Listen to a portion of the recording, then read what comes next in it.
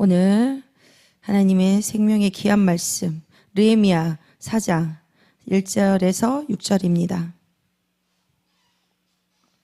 느헤미야 4장 1절에서 6절 같이 합독하도록 하겠습니다. 산발락이 우리가 성을 건축한다 함을 듣고 크게 분노하여 유다 사람을 비웃으며 자기 형제들과 사마리아 군대 앞에서 말하여 가로되 이 미약한 유다 사람들의 하는 일이 무엇인가? 스스로 경곡해 하려는가? 제사를 드리려는가? 하루에 피력하려는가? 소화된 돌을 흙 무더기에서 다시 일으키려는가 하고 암몬 사람 도비아는 곁에 섰다가 가로되 저들의 건축하는 성벽은 여호가 올라가도 곧 무너지리라 하더라. 우리 하나님이여 들으시옵소서. 우리가 업신여김을 당하나이다. 원컨대 저희의 욕하는 것으로 자기의 머리를 돌리사 노략거리가 되어 이방에 사로잡히게 하시고 주의 앞에서 그 악을 덮어두지 마옵시며 그 죄를 도발하지 마옵소서. 저희가 건축하는 자 앞에서 주의 노를 격동하였음이니이다 하고 이에 우리가 성을 건축하여 전부가 연락되고 고가 절반에 미쳤으니 이는 백성이 마음 들여 역사하였음이니라. 아멘.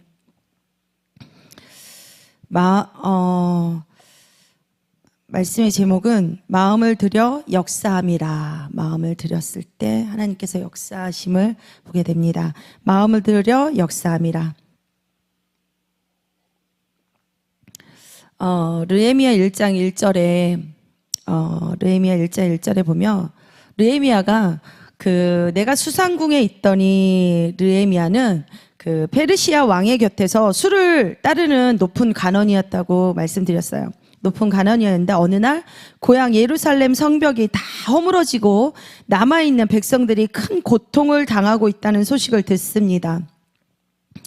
또 1장 4절에 내가 이 말을 듣고 앉아서 울고 수일 동안 슬퍼하며 하늘의 하나님 앞에 금식하며 기도했습니다. 금식하며 기도하여 슬픈 기색을 보인 느헤미야에게 아다닥스 그 왕이 이유를 묻습니다.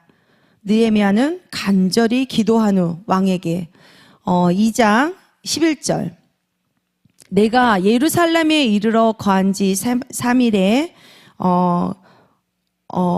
왕께 대답하되 기도한 후에 왕께 대답하되 왕은 만세수를 하옵소서. 나의 열주의 묘실에 있는 성읍이 이제까지 황무하고 성문이 소화되었으니 내가 어찌 얼굴에 수색이 없사오리까. 이렇게 말을 합니다. 1장 11절 끝머리에 보면은 느헤미야 1장 11절 말씀 띄워주시겠어요? 1장 11절인데 네.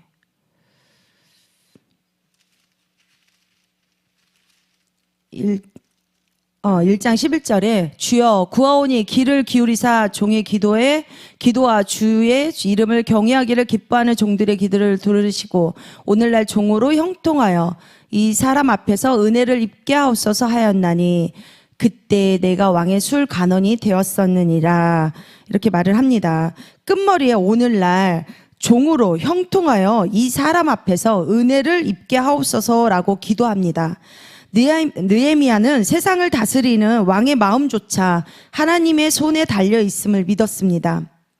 그는 자신의 실력이나 권세가 아니라 오직 하나님의 그 손에 달려 있음을 믿고 오직 하나님의 섭리적 간섭만이 이 문제를 해결할 수 있음을 고백합니다. 기도의 응답이 11절에 보면은 오늘날 종으로 형통하여 이 사람 앞에서 은혜를 입게 하옵소서라고 기도를 드렸잖아요. 그래서 왕의 마음을 움직인 거예요. 하나님께서 마음을 움직이셨고 느헤미야를 예루살렘으로 보내지게 됩니다. 내가 그 높은 관직에 있었다고 그래서 내가 움직이는 것이 아니라 그 관원으로 있음에도 불구하고 하나님께 기도를 들음으로 인해서 왕의 마음을 움직인 하나님께서 그래서 느헤미야를 예루살렘으로 보내게 되는 거죠. 하지만 본문 4장에 보면 본문 4장에 예루살렘에 도착하였을 때 본문 4장에 보면은 기도로 성벽에 재건을 문을 열었더니 재건할 수 있는 문을 열어서 그곳에 고향에 와보니 예루살렘에 와보니 거기에 우리는 뭔가 딱 시작을 하려면 방해하는 사람들이 되게 많을 거예요. 암몬 사람 도비아는 곁에 섰다가 가로되 저들의 건축하는 성벽은 여호가 올라가도 곧 무너지리라 하더라. 굉장히 조롱하는 소리잖아요. 조롱 소리. 적들의 그 조롱을 어떻게 다시 기도로 돌파하는지 보십시오. 1절에 보면은 산발락과 도비아는 유다 사람, 본문 말씀입니다. 산발락과 도비아는 우리가 성을 건축한다음을 듣고 크게 분노하여 유다 사람을 비웃으며 2절에 보면 자기 형제들과 사마리아 군대 앞에서 말하여 가로되 이 미약한 유다 사람들이 하는 일이 무엇인가 이러고 또 스스로 경고케 하려는가 제사를 드리려는가 하루에 피력하려는가 소화된 아니요 본문 말씀 2절 돌을 흙무더기에서 다시 일으키려는가 하고 이 말을 들으면 우리는 다시 일어설 힘이 하나도 없는 것 같아요. 굉장히 질밟는 소리인 것 같아요. 너 일어설 수 없어 하면서 진짜 진 이기는 그런 소리인 것 같습니다. 여기에 그 첫 번째로 산발락과 도비아는 유다 사람들 미약한 유다 사람들이 하는 일이 무엇인가 이러면서 그 사람들의 존재를 완전히 존재 자체를 무능함으로 파괴를 시킵니다. 첫 번째. 그죠? 미약한 유다 사람이라고 하잖아요. 미약한 유다 사람이 하는 일이 무엇인가 이러면서 그래서 그들의 존재를 완전히 짓밟습니다. 그리고 두 번째로 스스로 경고케 하려는가? 너희들은 스스로 할 수가 없어. 인간의 힘으로 너희들이 뭘 할 수 있겠어? 니네들이 무슨 힘으로? 그러면서 인간 잔체의 무력함을 말을 하게 됩니다. 제사를 드리려는가? 이러는 거예요. 예배와 기도가 성벽을 쌓게 할 수 있어? 막 이러는 거예요. 기도로 너희들이 성벽을 재건할 수 있어? 그래서 무너진 그 성벽을 제사와 기도로 다시 재건할 수 없다고 말하는 것입니다. 네가 그거 해봤자 아무런 도움이 되지 않아. 이런 말을 들으니까 정말 진짜 지렁이를 막 밟듯이 우리 사람에게서 막 그러잖아요. 우리 사람을 우리가 입술로 그런 표정으로 행동으로 우리는 하나님과 동행한다고 하면서 믿음의 사람이라고 하면서 저도 그랬거든요. 제 입술로 막 범죄하고 제 눈빛과 행함으로 막 범죄한 적이 있어요. 그 사람을 막 죽이려 나는 믿음이 있어 이러면서 이런 거 똑같습니다. 4절에 보면 네 번째로 아니에요. 4절에 보면은 하루에 피력 다 마치려느냐? 네가 하루에 이거를 다 할 수 있어? 현실을 모르는 허황된 꿈을 버리라는 거예요. 너희들은 할 수가 없다라는 거야. 어떻게 하루에 그 피력을 다 쌓아 올릴 수 있냐? 허황된 꿈 너희들 버려. 너희들은 아무것도 할 수 없어. 네가 뭘 할 수 있어? 막 조롱거리가 되는 거지. 조롱을 하는 거예요. 그 조롱을 했을 때 내가 막 짓밟고 조롱하고 이 사람을 일으켜 진짜 세워야 될 우리가 정말 이 사람을 더 죽이는 행위들을 하잖아요. 그랬을 때는 저도 그런 과정들을 통해서 하나님이 정말 몇 년간 막 훈련을 시키셨는데 내가 아무것도 정말 글을 보면서 나의 하나님께서 나를 세우기 위해서 훈련을 시키시더라고요. 그러면서 또 다섯 번째로 불탄 돌을 흙더미에서 다시 일으키려는가?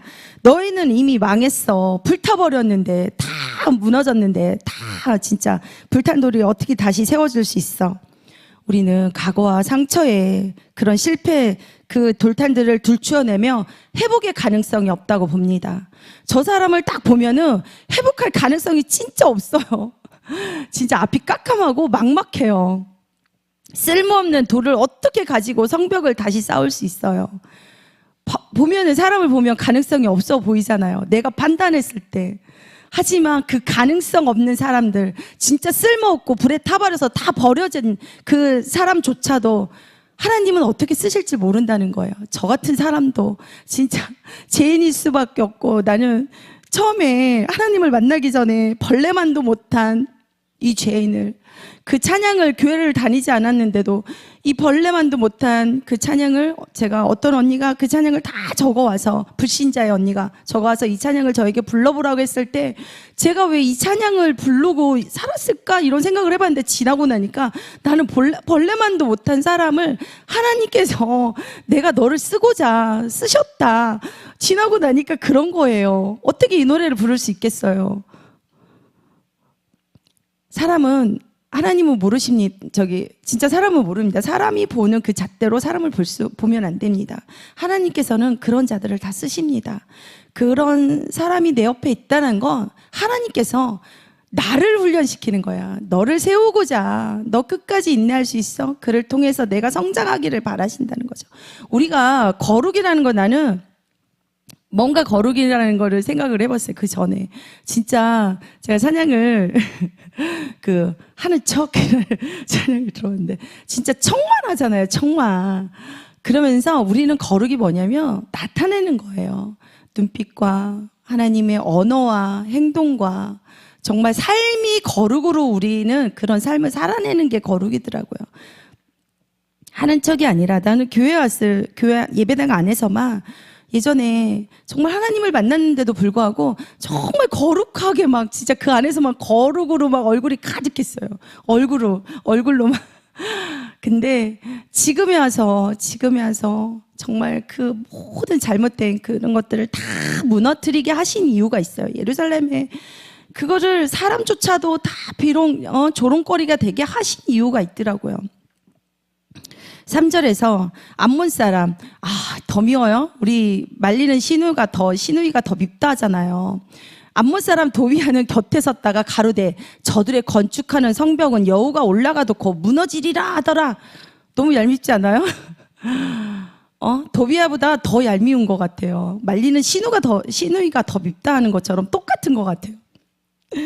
너희들이 진짜 여호가 올라가도 무너지리라 하더라. 산발락이 주동자라면 도비아는 그 옆에서 거드는 파괴자인 것 같아. 더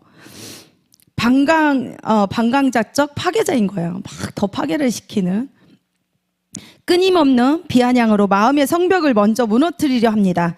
믿음의 지체들에게 끝까지 인내하지 못하도록 방해하는 영적 낙심인 거죠. 산발락과 도비아는 느헤미야를 위축시켜 절망의 늪에 빠뜨리기 위해 온갖 계략에도 맞서지 않고 즉각적인 기도로 대응하며 시선을 하나님께 고정합니다. 어떻게 이럴 수 있을까요? 우리는 막 무너지잖아요. 나를 낙심하게 하고 무너지게 짓밟으며. 하지만 느헤미야는 아무리 위축시킨다 해도, 짓밟는다 해도, 절망의 늪에 빠지게 하려고 해도 온갖 계략에도 맞서지 않습니다. 즉각적인 기도로 대응하며 시선을 하나님께 고정하여 호소합니다. 4절 말씀 보겠습니다. 우리 하나님이여 들으시옵소서, 이러잖아요. 우리 하나님이여 들으시옵소서. 얼마나 억울하겠어요. 우리가 업신여김을 당하나이다 이러면서, 원컨대 저희의 욕하는 것으로 자기의 머리에 돌리사 노략거리가 되어 이방에 사로잡히게 하시고. 로마서 12장 19절 말씀 보겠습니다. 내 사랑하는 자들아, 너희가 친히 원수를 갚지 말고 진노하심에 맡기라. 기록되었으되 원수는 갚는 것이 내게 있으니 내가 갚으리라고 주께서 말씀하시니라. 아멘. 느헤미야는 우리가 업신여김을 당하고 있다고 말을 하면서 정직하게 고백을 합니다.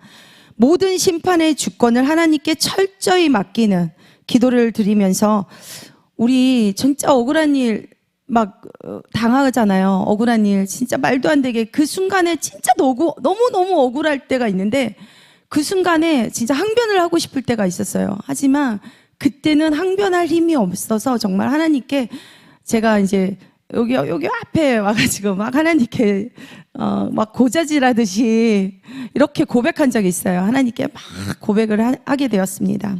그때 하나님께서 정말 항변하지 않고 고백했던 것이 정말 하나님께 제게 큰 은혜를 주셨고, 그것이 저에게 또한 하나님께서 하나로 또 한 걸음 나아갈 수 있는, 하나님과 손을 맞잡을 수 있는 그런 동행의 그런 길인 것 같습니다. 모든 심판은 하나님의 주권에 있습니다. 철저히 맡기는 기도를 드립니다. 주의 앞에서 5절에 보면 주의 앞에서 본문 말씀, 주의 앞에서 그 악을 덮어두지 마옵시며 그 죄를 도말하지 마옵소서. 저희가 건축하는 자 앞에서 주의 노를 격동하였습니다 하고, 하나님의 성벽은 정석껏 쌓고 있는 건축하는 자들의 면전에서 대놓고 진짜 하나님의 성벽을 막 이렇게 쌓는 일을 하잖아요. 각자 다 일을 맡아서. 근데 그 앞에 와서 막 진짜 산발락과 도비아가 그러면은 우리 얼마나 낙심되겠어요. 그러면서 그 거룩한 공사를 수행하는 일꾼들을 조롱하는 것은 곧 그 일을 명령하신 하나님을 격동하게 만드는 행위인 것입니다. 우리를 조롱하는 것 같지만 하나님을 조롱하는 것입니다. 하나님이 가만히 계시겠습니까? 느헤미야 시대에는 산발락과 도비아처럼 이 시대에도 있어요. 오늘날 우리 주변에도 여전히 제가 얼마 전에 이렇게 뭔가 이렇게 선함으로 막 베푸는데 믿지 않는 어떤 사람이 그러시더라고요. 제가 이제 왜 주일날 저 이제 안 보이니까 예배를 드리러 갔다고 그러면서 하는 말들이 뭐 하나님께 기도를 하면 다 들어주나? 다 들어주겠지? 막 이러면서 그러시는 거예요. 그래서 제가 그냥 아무 말 없이 미소만 지었습니다. 그리고 그분께 계속 선함으로 행동을 하고 있는데, 하나님의 선한 사역을 방해하고 낙심시키려는 세상적 사람들은 여전히 존재합니다. 신앙적인 가치나 헌신을 향해 그게 무슨 소용이 있느냐 막 이래요. 세상은 그렇게 돌아가지 않는다라고, 보이는 환경의 권위를 따르라고 우리를 유혹합니다. 비아냥거리는 세상의 소리는 허무한 바람일 뿐이며 오직 하나님의 말씀만이 실제하며 역사를 움직이는 손은 여전히 창조주께 있습니다. 우리는 달라요. 그들과 다르잖아요. 하지만 똑같은 상황을, 어려움을 겪고 있잖아요. 근데 누가 어떤 말씀 그러더라고요. 이 기름이 막 이렇게 우리가 주유를 할 때 지금 많이 비싸졌다 하잖아요. 그렇지만 세상적인 사람들은 그 소리를 우리는 그 감사함으로 올랐어도 감사하게 늘 수 있으니까 또 감사하고, 이 언어가 다르더라고요. 언어가 막 세상을 진짜 그렇게 살아가면서 크게 세상을 원망하면서 그렇게 사람들은 말을 하고 있습니다. 허무한 바람 불며 오직 하나님의 말씀만을 실제하며 역사를 움직이는 손은 여전히 창조주께 있다고 말씀을 드렸습니다. 이에 마지막 말씀 6절에 이에 우리가 성을 건축하여 전부가 연락되고 고가 절반에 미쳤으니 이는 백성이 마음들여 역사하였음이라. 우리가 이 성을 건축할 때 우리가 성을 건축하여 전부가 연락되고, 이 성벽을 돌을 하나하나 쌓았을 때 틈새가 보이지 않았다는 거예요. 그것은 하나님과 우리 사이가 정말 틈이 벌어지지 않고 우리가 견고하게 하나님께 그 맞닿은 손을 붙잡고 나아가는 것을 말합니다. 절반에 미쳤으니, 우리가 처음에 다 무너졌던 것처럼 우리가 아무것도 정말 할 수 없는 그 상황 속에서도 하나님은 우리를 다시 재건하여 일으켜 세우십니다. 우리가 하나님과 동행한다고 하는데 막연하게 저는 동행이 이 손을 그냥 이렇게 잡고 동행하는 것이 아닙니다. 우리 삶이 거룩으로 나타나야 된다고 말씀드렸잖아요. 이 손이 맞닿은 손이 딱 보면 우리가 이게 딱 이렇게 악수하게 되면 힘이 센 사람이 딱 당기면 끌려오고 빠지기도 하잖아요.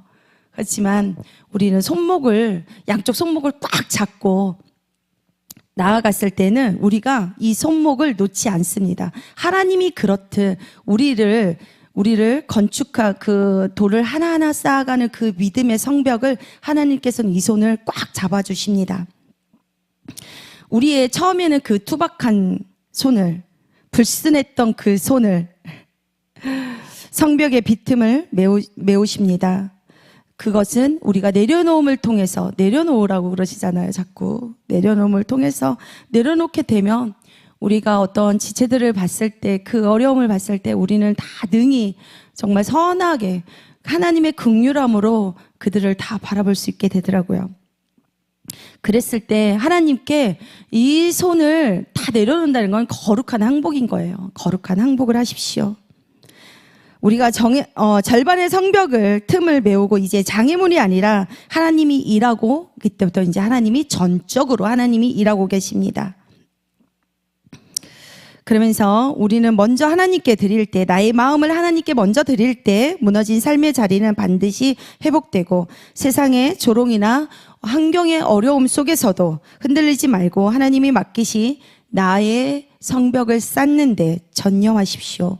각자의 자리에서 마음을 합칠 때 무너진 공동체와 가정이 온전히 회복될 것입니다. 기도드리겠습니다. 사랑의 하나님 아버지, 감사합니다.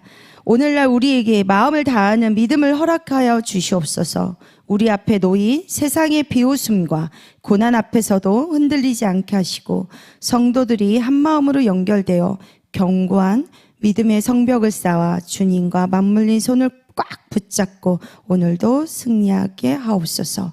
살아서 역사하시는 나사렛 예수 그리스도의 이름으로 기도드리옵나이다.